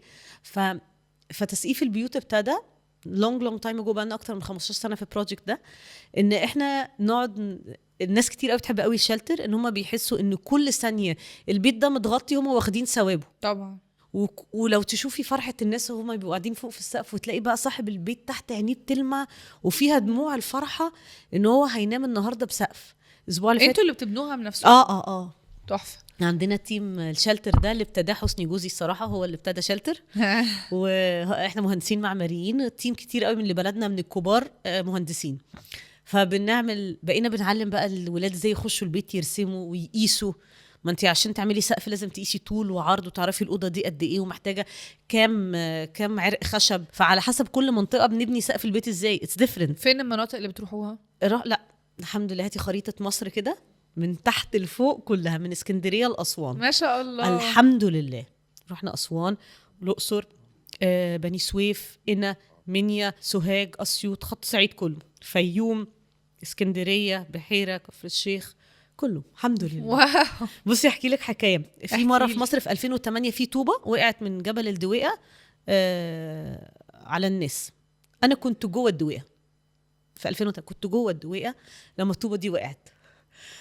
فبعديها كتبوا في الجرايد عن كل العشوائيات اللي موجودة في مصر، وكان في كامبين يعني كبيرة جدا عن ازاي مصر فيها اماكن كده. فاي ستيل ريمبر ماما نوال قاعدة على السفرة بتفتح الجرايد، اخطر 20 مكان في مصر. كنت واقفة جنبها في 2008، ما كنتش كبيرة، بصيت كده قلت لها انا رحت كل الاماكن دي. قالت لي يعني ايه؟ قلت لها كل الاماكن دي انا اعرفها ورحتها. صراحة حصل تطوير كبير جدا جدا جدا، عشوائيات كتير قوي قوي اتشالت، لدرجة ان احنا بقى عندنا تشالنج هنودي الاكل فين. اصل العشوائيات ما دي كانت شاء الله. جنبنا اول ما ابتدينا خطوتين كده نلاقيهم. كل الاماكن الصراحه اتشالت، 95% من الاماكن خلاص حصل لها ازاله وراحوا في حته تانية. فطريقه مساعدتنا للناس اختلفت. ممكن ما نبقاش ان احنا كل يوم نودي لهم اهات ميل ونودي لهم شنطه مواد تموينيه تكفيهم شهر. ممكن ان احنا نعمل لهم مايكرو فاينانس بروجكت ونديهم مكان هم يفتحوا البقاله بتاعتهم، يفتحوا المكان اللي هيربوا فيه الفراخ، وهنجيب لهم انابيب يعملوا الفرن بتاع العيش، فنقفل السايكل. فالمكان ده بقى فيه عيش وفيه فراخ او لحمه، فيه دواجن، فيه ارانب، فيه بقاله، فيه مكتبه، فيه حد بيصور ورق. احنا اللي نجيب البروجكتس دي ونتابع مع الناس. ده one of our sectors كمان اللي هو المايكرو فاينانس. فنقفل السايكل، ده بيدي ده بيدي ده بيدي ده بيساعد ده، فبنسيب المجتمع ده في ايكو سيستم بتاعهم ايكو سيستم شغال. المشكله ان احنا في مصر رحت اي مكان عايز تعمل ايه؟ كشك، وبعديها بخطوتين كشك. لازم احنا اللي هنا بقى الانبوت بتاعنا ان احنا نساعد الناس. طب المكان ده مثلا فور انستنس في حد بيبيع فول، لا بنمشي 2 كيلو، طب ما حد هنا يعمل البروجكت. فبننزل نتكلم مع الناس ونشوف. في ناس بيبقى اوريدي عندهم اب اند رانينج بروجكت او اب اند رانينج دكان او whatever، بس محتاج ابجريد حاجات اكتر يبيعها. حد عنده مكتبه بس ما عندوش مكنه تصوير، فاحنا نشتري له مكنه التصوير، فالانكم بتاعه يزيد. خلاص هو عارف يشتغل، مش هقول لا اقفل بقى المكتبه وافتح خياطه. طب ما هو بيعرف يعمل شغل المكتبه، والناس عرفت المكان ده فيه مكتبه وبيبيع حاجات معينه، نجيب له برودكتس اكتر فيبقى عنده فرايتي اكتر من الحاجه. فكل منطقه بننزلها بنشوف احتياجات الناس ايه في المايكرو فاينانس ونعملها. يعني احنا في اسيوط عملنا 28 مشروع في 4 ايام. الامباكت بتاعنا استني بس ثانيه واحده. ايه 28 مشروع في 4 ايام؟ عندنا تيم الريسيرش اند ديفلوبمنت بينزل مع تيم المايكرو فاينانس قبل الكامب يشوف كل مكان محتاج ايه، فبنرجع بدراسه الكيسز دي. هل هو فعلا عمل مشروع قبل كده؟ هل هو نجح قبل كده؟ بنشوف بقى السيلينج لاينز بتاعته ايه، هل فعلا بيبيع ولا هو عنده باشن من غير نوليدج، عنده باك جراوند ولا لا. فابتدينا بنجمع الحاجات دي وبنرجع القاهره نشتري لهم حاجه. فمثلا حد مثلا بيشتغل في الخياطه بيعرف يخيط كويس قوي، ما عندوش قماش، فنجيب الاتواب القماش نروح لهم بيها. حد شاطر قوي مثلا عنده كوافير بس محتاج شويه اكسسوارز، محتاج سشوار جديد، فده اللي احنا بنعمله. محتاج بارفانات للعرايس يبيعها عشان العروس تبقى عايزه تشتري برفيوم يوم فرح. حاجات بسيطه. في حاجات بقولك بنابجريد، في حاجات بنعمل بروجكت من الاول. يعني مثلا بروجكت الاعلاف ده ان احنا نجيب الدواجن فهم يربوا الفراخ والدوره بتاعتهم من 45 دايز ونديهم التطعيمات ونديهم الكتاب، كل ده بنعمله. الافكار اصلا ان احنا عمالين نفكر في ايه اللي ناقص هنا فنكمله، ايه اللي ناقص هنا ونكمله، في حد ذاته طبعا المنظومه كلها بالنسبه لي انسبايرنج. بس انا بفكر في ان المنظومه بتطور من نفسها، ان هي بتشوف ايه الاحتياج وبنفذه او بعمله. ده اللي بالنسبه لي الحاجه الحلوه اللي تخلي الواحد يفكر اكتر ازاي اساعد، ازاي اعمل. الفكره المميز في حاجه زي كده ان احنا مش بندور زي ما انتي قلتي كده. يعني يمكن الحاجه اللي طلعت لي في مخي اللي هو ايه، مش لازم احنا محتاجين نعمل حاجه، نعمل بير ميه، نعمل بقره، مش عارفه اللي هي الافكار اللي احنا عارفين ان هي طبعا بتساعد، بس بقى في احتياجات اكتر. فان انتي تبني الايكو سيستم ده مع بعض وتشوفي الشباب دول بيطلعوا يعملوا الحاجات دي وبيشوفوا ان احنا it takes a village، كلنا محتاجين صح. بعض، زي ما انا محتاجك زي ما انت محتاجني زي ما انا، وهكذا وهكذا. اكتر حاجه صعبه تفتكري عدت عليكي في بلدنا ايه؟ بصي مفيش حاجه صعبه، احنا كل حاجه بتابجريد طريقه تفكيرنا. يعني هديك اكزامبل، احنا رحنا سانت كاترين هناك مفيش ميه، مفيش حتت مثلا سوشيال، مش محتاجين جواميس عشان هي منطقه صحراويه. فقعدنا نفكر ايه اللي احنا نقدر نعمله ونساعد الاسر هناك اللي هي ما عندهاش دخل ثابت. فابتدينا لقينا ان اسر كتير مثلا مفيش رجل يعول الاسره، مثلا راجل توفى او whatever. فسالنا الناس انتوا بتعملوا ايه هنا؟ هم نفسهم ما كانوش يعرفوا. عارفه كانوا محتاجين ايه اكتر حاجه بالنسبه لهم هتبقى rewarding، بس هم they didn't phrase it، ما قالولناش جمله كده احنا عايزين كذا. لقينا ان الجمال انك تطلعي جبل موسى وتنزلي بالسياح very good amount of money بياخدوها، يعني almost 2000 أو 3000 جنيه في طلعة جبل موسى والنزولها. فالأسرة لو طلعت الجبل 3 مرات أو مرتين في الشهر this is a very good income. فاشترينا جمال للأسر، فرجعنا القاهرة قلنا لهم طيب يعني انتوا لو جالكوا جمل نستبرق لك كده انت لابسه تيشرت وجينز تقولي لي جمل تعرفي الجمل؟ فقلنا لهم لو جبنا لكم جمال. الناس ما صدقتش ان ده فكر ممكن يبقى عند حد ان احنا نجيب لحد جمل ونرجع بيه. رجعت مصر بقى وقعدت ادور على الجمال، ابتدوا يقولوا لي عايزه جمل رموشه طويله. انا ما اعرفش، انا عايزه جمل رايحه بيه سانت كاترين كمان 10 ايام. انا انتوا شوفوا طب ورجليه عامله ايه؟ ما اعرفش، انا اصلا ما اعرفش ان في انواع من الجمال ولا انا ايه رموشه طويله دي. علشان هخلص الحلقه واقوم اشوف. عشان في حاجه ليها علاقه بانها ما بتدخلش الرمله في العين، ما ربنا بقى قال لنا كده في القرآن. سبحان الله. الجمال يعني ما شاء الله فيها انواع مختلفه كتيره جدا، يعني من اعجاز ربنا طبعا، من معجزات ربنا الجمل ده. فالمهم ما قلت لهم ما اعرفش، فسالنا وعملنا الريسيرش بتاعنا وكلمنا ناس هناك وخدنا الجمال ورجعنا بيها. وشفت الناس انك داخله بيت حد ما عندوش سقف وقاعد على الارض، ست ومامتها و3 4 ولاد، اكبر واحد عنده 12 سنه، وداخلين بالجمل بنقول لها الجمل ده بتاعك. هي الرياكشنز بتاعت الناس دي بقى اللي بتدي موتيفيشن، تحسي كده ان هو ده الفيول اللي بيخلي الناس تشوف الامباكت اون ذا سبوت. يعني انا قلت لك تعالي هنركب باص 12 ساعه عشان نروح سانت كاترين، نشتغل 3 ايام ونرجع، طب ان شاء الله المره الجايه. بس لما تشوفي بقى عينين الناس، عمرنا ما بننسى اللحظات دي. تشوفي ناس فعلا يعني مش مصدقه ان حاجه زي كده حصلت لها، ان كرم ربنا جالها في حاجه مخه ما كانش يتخيلها. عملنا نفس الكلام في محطات الميه، عملنا محطات ميه هناك في سانت كاترين، واخترنا اماكن وجبنا المحطات من مصر، رحنا ركبناها هناك. اسوان اشتغلنا بروجكتس كتيره جدا، جددنا بقى مدارس وطورناها، عملنا كمبيوتر لابز، وطورنا المكتبات، وطورنا الانفراستراكشر بتاع المدارس. وبنشتغل بقى بنعمل بلاي جراوندز، بنروح في بلاي جراوند كبير جدا، مساحه مهوله، بس فيهاش ولا لعبه، ما فيهاش ترتان للارض الولاد يلعبوا كوره، فيش جون، ما فيش مراجيح. بنروح بقى بناخد ستودنتس ارتس اند ديزاين، وبنرسم الحيطان وبنرسم الارض، بنعمل كل حاجه تخلي المكان اسعد. الاسبوع اللي فات واحنا في اسيوط واحنا بنعمل كنا بنجدد كتاب بتاع تحفيظ القرآن. المكان ما فيهوش حاجه، الارض الحيطان حتى مش مدهونه، والارض رمله، وما فيش مكان بسيط كده زي اوضه. احنا رحنا بقى جددناه ورسمناه كله، وركبنا لهم ارض، وجبنا لهم ديسكس، وعملنا لهم مكتبات يحطوا فيها المصاحف والكتب بتاعتهم، وجبنا لهم بورد. والولاد كانوا بره، وبعدين فتحنا الباب، والولاد اللي بيخشوا يقعدوا يحفظوا على الارض شافوا المكان. لا يمكن لحظه زي دي ما تبقيش اسعد واحده في الدنيا، حسيتك عملتي امباكت ان الطفل ده فرحان ان ده المكان اللي هيقعد يحفظ فيه قرآن او هيتعلم فيه، او ده فصله في المدرسه او whatever. حبيبي بقى. فده بقى لا برايسلس طبعا. طب انا بقول لك اصعب لحظه في بلدنا كنت متخيله بقى ان انت هتفتكري لي موقف الدنيا، بس يعني من الواضح ان احنا مفهومنا عشان من بره الموضوع ان ربنا دايما بييسر حتى اصعب اللحظات طبعاً. بتقلب تبقى احلى اللحظات. طبعا. طب احلى لحظه في لبلدنا لا كتير قوي، بس كتير قوي. قولي لي اخر واحده مؤخرا تفتكريها قوي. بس يا رب ما عيطش وانا بحكيها لك. سيوه سيوه كانت من ابعد واصعب المناطق، ان بتشتغلي في المناطق الحدوديه كل حاجه بتبقى مختلفه، اللايف ستايل حتى طريقه الكلام، فعاداتنا وتقاليدنا مش كومن. فانا في كل كامب ما بطلعش البريباريشن، ما بطلعش الوقت اللي بنطلع فيه نتاكد ان بنختار الكوره وبنختار المكان. بس جينا في سيوه قلت انا لازم اطلع. كنت بطلع زمان بقى قوي، انا بطلع الكامب بفضل انا ما فوتش ولا كامب من يوم ما ابتدينا نعمل كامبس في 2014. مفيش مره. ايه هو الكامب؟ اللي هو ان احنا نطلع مع بعض، بناخد ابتدينا ب 60 ستودنت، 80 دلوقتي انا لسه راجعه معايا 150 طالب. الكومبريهنسيف ديفلوبمنت ويك، بنطلع اسبوع نعمل كل حاجه، نعمل تسقيف بيوت ونجوز ايتام ونعمل وصلات ميه. ده كده كورس مكثف في مكان معين بنروح نعمل فيه حاجات كتير كل في نفس الوقت. حاجه. وبنوزع بطاطين، بنعمل معرض لبس، وبنجوز عرايس، نعمل لهم فرح جماعي. ماشي. بنجدد مدارس، بنعمل مايكرو فاينانس بروجكتس، بنعمل قوافل. فكل السيكتورز بتشتغل. بنبات بقى 4-5 أيام وبنرجع. يعني الكامب اللي فات انا قلت لهم احنا وصلنا لاكتر من 20,000 واحد في 4 أيام. ما شاء الله ما شاء الله. ده كان في سيوه؟ لا الكامب اللي فات انا كنت في اسيوط. اوكي في سيوه. فالبريباريشن تايم اللي احنا نطلع نختار الكوره وكده يعني ليتلي ما بقتش بطلع.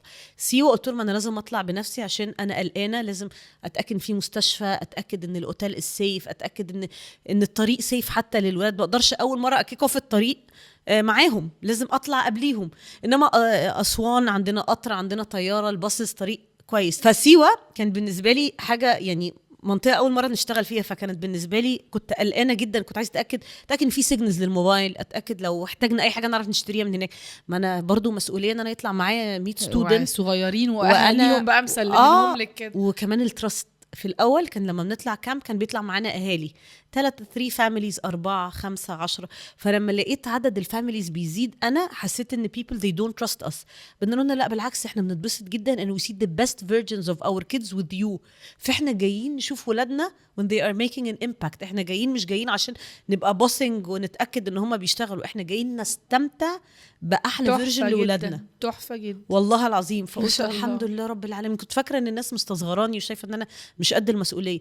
بيقولوا مثلا طالعين 70 ممبر و20 فاميلي يعني. كنت بحس ان طب الفاميليز دول بيشتغلوا معاكم؟ بيشتغلوا في حاجات يعني الافراح العرايس دي بقى بنسيبها حلو كله بيفولنتير كله بيشتغل. ايه اللي حصل في سيوه؟ فلما رحنا بقى سيوه في البريباريشن بنلف نشوف البيوت واحتياجات الناس وكده. فدخلت انا بحس مفيش حاجه صدفه، ما ينفعش اقولك ان انا صدفه قابلتك وصدفه شفتي المسج من 10 سنين على الفيسبوك. مفيش حاجه صدفه، كل حاجه ربنا قالنا في القرآن يدبر الامر. ربنا مدبر التدابير في النفس. فكنت انا واحد من التيم ممبرز من اكتر الناس قريب لقلبي اسمه كريم، انا وهو ماشيين وبنخش البيوت ونشوف احتياجات الناس. دخلنا بيت، فاحنا كنا في سيوه هنعمل جواز عرايس زي ما بنعمل كل مره، احنا بنشوف العروسه دي محتاجه ايه في الاجهزه الكهربائيه ونجيبها لها ونجيب لها بقى مثلا ملايات سرير مفارش وات ايفر، كل الحاجات اللي هي الاسايد، بس بنجيب البالكس. لما خلصنا كل حاجه في سيوه قالوا لنا لا ما ينفعش هناك بقى القبائل وكده، ما ينفعش ان احنا نروح بقى بيت ونديهم غساله وثلاجه وبوتاجاز، دي بالنسبه لهم تبقى عيبه وما ينفعش وكده، وما ينفعش نعمل ايفنت زي فرح جماعي زي ما بنعمل في الاماكن التانية. فقلت لهم خلاص يبقى انا سنت ان انا لا هوزع الاجهزه ولا هعمل الفرح، يبقى هنلغي البروجكت ده، مش هنعمل في سيوه جواز عرايس، هنعمل حاجات تانية. وقالوا لي اوكي. بس انا كنت طلعت بريبريشن، بقولك انا وكريم ماشيين في بيت، فدخلنا لقينا ست عندها 5-6 عيال، منهم بنت اسمها منى على اسم مامتي هي شايلها على ايديها، وواحده البنت كبيره هتتجوز عندها 16 سنه واتخطبت 3 مرات وهي عندها 16 سنه وعشان هم يعني مش قادرين يجيبوا كل الجهاز بتاعها للاسف. الجوازه مش بتكمل عشان الجهاز. طبعا ان هي ما عندهاش فهي البنت بقت نفسيتها تعبانه جدا، انها حاسه ان هي 3 مرات تتخطب وهي عندها 16 او 17 سنه. دي كانت حاجه جامده قوي. الست دي عندها 4 ولاد ومنى دي بيبي شايلها على ايديها. انا مش طبيعي ان انا اخش بيت اولاد دي اسمها ايه ودي اسمها ايه، فهي لا يا بيبي صغير، فبقول لها اسمها ايه، قالت لي منى. وبعدين لقيت سرير فاضي فبقول لها ده سرير مين، قالت لي ده ابني كريم. وكريم 4 أيام بايت في المستشفى عشان بيعيا ان مفيش سقف في البيت، و3 أيام بيبات هنا وهو بيتكسف ينام جنب اخواته البنات عشان هو كبر، فهم بيطمنوا عليه في المستشفى اكتر. تخيلي القهر، ان هو بالنسبه لها اسعد ان ابنها في المستشفى فنايم في مكان له سقف وبياكل. فبالنسبه لها 4 أيام في المستشفى و3 أيام يجي يعياهم من البرد وكده ويرجع تاني المستشفى، وان ابنها اسمه كريم. فطبعا انا واقفه مين بقى، بصي ربنا بقى، انا وكريم واحد من ولادي في بلدنا. فقلت لها لا ان شاء الله هنجيب لك الجهاز. والبنت اللي في ايديها اسمها منى، قلت لها انا جايه اخر الشهر الجاي. الكلام ده كان في ديسمبر والكامب بتاعي كان في جان. وبعدين رجعت مصر ونسيت القصه، وقلنا مش هنوزع جهاز عرايس عشان مش هينفع، وهناك قالوا لنا ما ينفعش ومفيش مخازن واسباب كتيره في اللوجيستكس ان احنا مش هنقدر نعمل ده. ورجعنا واشتغلنا وعملنا امباكت رائع وخلصنا كل حاجه، وبكره راجعين مصر.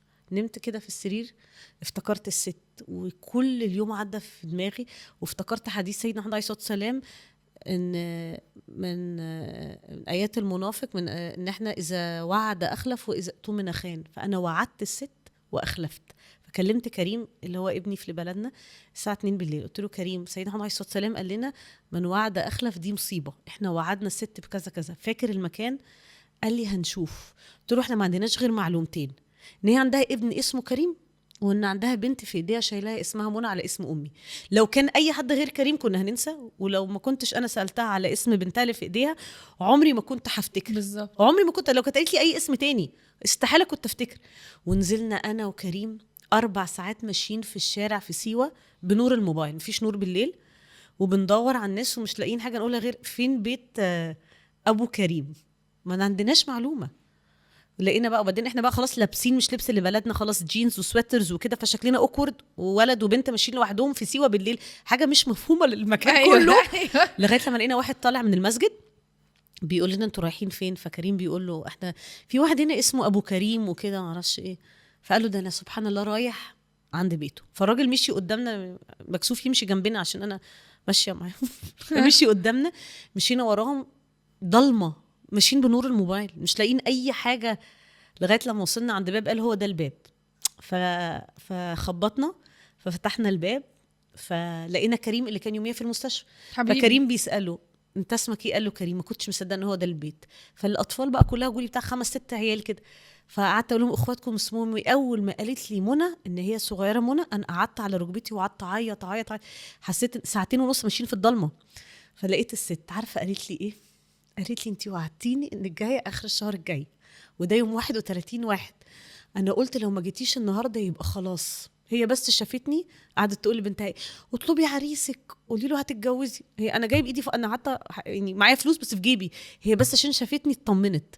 فحسيت ان كل مجهود 2 شهر شغل في سيوه بالنسبه لي لو ما كنتش عملت حاجه غير ان الست دي شافت الموقف ده واتبسطت كده وحست ان انا وجودي جوه بيتها ده اللي حسسها بالامان والاطمئنان ان بنتها هتتجوز. مع اني انا ممكن اكون مش انا بس، انا حاجه ربنا خلاني أداة. اروح لها، انا طول. بس اداه اقل من الطول. طول ايه ده؟ احنا اقل من اقل حاجه. ففي مواقف زي كده اللي هو لا ده الحمد لله ان ربنا حطنا في حياه الناس. ما بقولكش حاجه صدفه ان احنا نمشي في حياه الناس نعمل اي امباكت صغير قد كده. صح. الامباكت الصغير ده بجد بيغير حياة الناس، بيخلي الناس. انت ممكن ما تبقيش واخده بالك انك انت مثلا لما انا مره كنت بوزع وجبات في الشارع زمان، لقيت واحد كده بيقول لي انا كنت عارف ان انا النهارده ربنا هياكلني اكل مختلف عن اللي انا باكله. فقلت له طب انا جايبه لحضرتك وجبه. قال لي الوجبه دي فيها ايه؟ فانا مش فاكره كان ايه فعلا، وقلت له.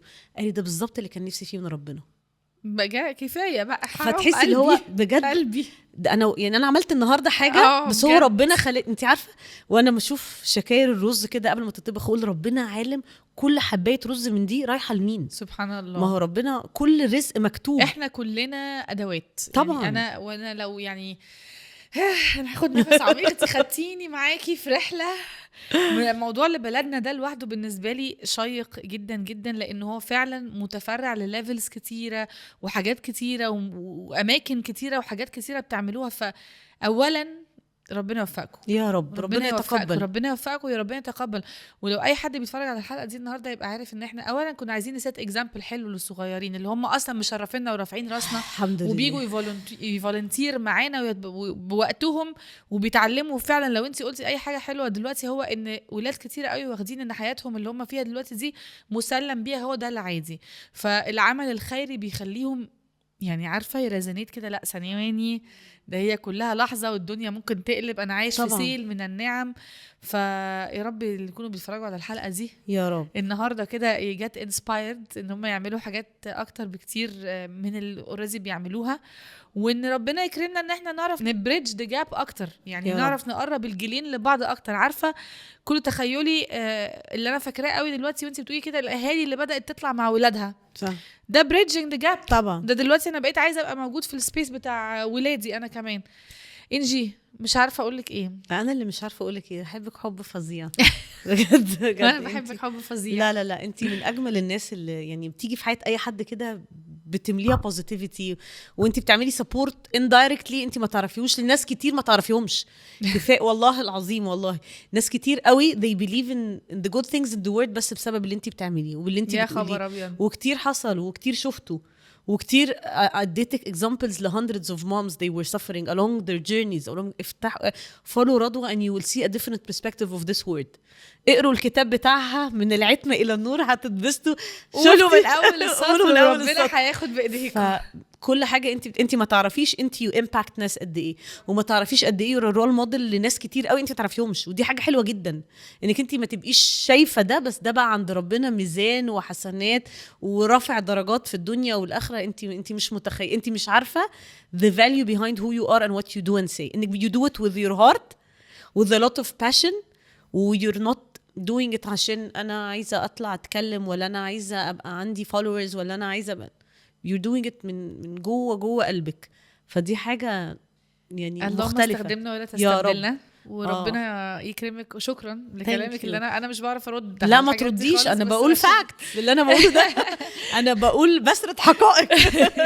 اللهم استخدمنا ولا تستبدلنا. وانا مقتنعه ان الحمد لله شوفي كل حاجه محطوطه فور ريزن، ان احنا نكون موجودين النهارده نتكلم، ان احنا نسيب حاجه اثر لاهل يسمعوا ويشوفوا ويتعلموا، يا رب. لاولادهم، لاولاد صغيرين يشوفوا قد ايه احنا في اكزامبلز بره نفسنا نوريها لهم، لستات بيقولوا من اول السطر في حاجات كتيره في حياتهم. وما عايزه اقول يزهقوش. حاجه بقى نفسي اعملها. قوليها. نفسي كل الانستتيوشنز التعليميه تبتدي تحط الكوميونتي سيرفيس زي ما احنا بفضل الله ما بنعمل جزء من البريريكوزيتس اوف جراديويشن، ان هو مثلا يعمل 10 ساعات 20 ساعه 50 ساعه وات ايفر عدد ساعات لطلبه المدارس، ان هم يعملوا any type of community service قبل ما يتخرجوا من المدرسه. دي هتبريدج الجاب اللي احنا بنتكلم عنه في السيزون ده، هتخلي الستودنتس عندهم بوتنشال اكتر، هتخليهم يبقوا مور ثانكفul مور ريسبونسبل مور كرييتيف مور ثانكفul لاهاليهم. ان ثانكينج البيرنتس على يعني ده مش موجود، اتس فور جرانتد، انا عايز ده انا ف they will be more thankful. More وقبل grateful. كل ده هيبقوا more thankful لربنا. والنعمه بالله. دي فكرة يعني حلوة أنا جداً نفسي ان احنا ما ناخدش ان احنا المؤسسات التعليميه ان هم we're competitors، انه احنا كلنا بنكمبليت ان احنا نعمل مجتمع ناجح، مجتمع واعي، ناس فعلا قادره تعمل يعني امباكت في المجتمع. ان التعليم ده سببه the main reason of اي حد بيشتغل في الاديوكيشن ان هو يعمل امباكت، ان هو يغير من حياه الناس. نفسي ده يكون جزء. يا رب نفسي يا رب نشوفه يعني في الفيز اللي جايه. يا رب ان الحلقه دي لو يعني ان شاء الله طلع منها بوليسي ميكنج، ان يبقى في عدد معين من الساعات حتى لو انيشيتيف صغيره من مدارس، بجد هتفرق قوي قوي قوي في الولاد. طب ويا ريت بقى اللي اتفرج على الحلقه دي لو وصلنا للحته دي وشفتوا الانيشيتيف ده قولوا لنا، وقولوا لنا احنا بدأنا نعمله في مدرستنا في جامعتنا، عشان تورونا احنا ان it takes a village، وان احنا كلنا محتاجين بعض في الدنيا دي. كل واحد فينا عنده حاجة يديها للتاني عشان نعرف كلنا نقول من اول السطر. ان شاء الله. نورتيني حبيبه مبسوطة قوي. انا اللي مبسوطه الpartnership جدا دي. جدا. انا كمان مبسوطه قوي قوي قوي.